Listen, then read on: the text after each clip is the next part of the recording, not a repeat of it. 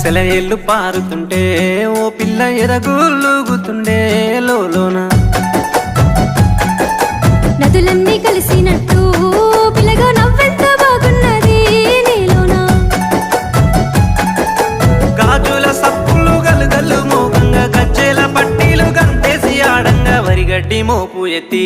ఓ పిల్ల వయ్యారి నడుము పవే ఈ వేళ సిగ్గు సింగ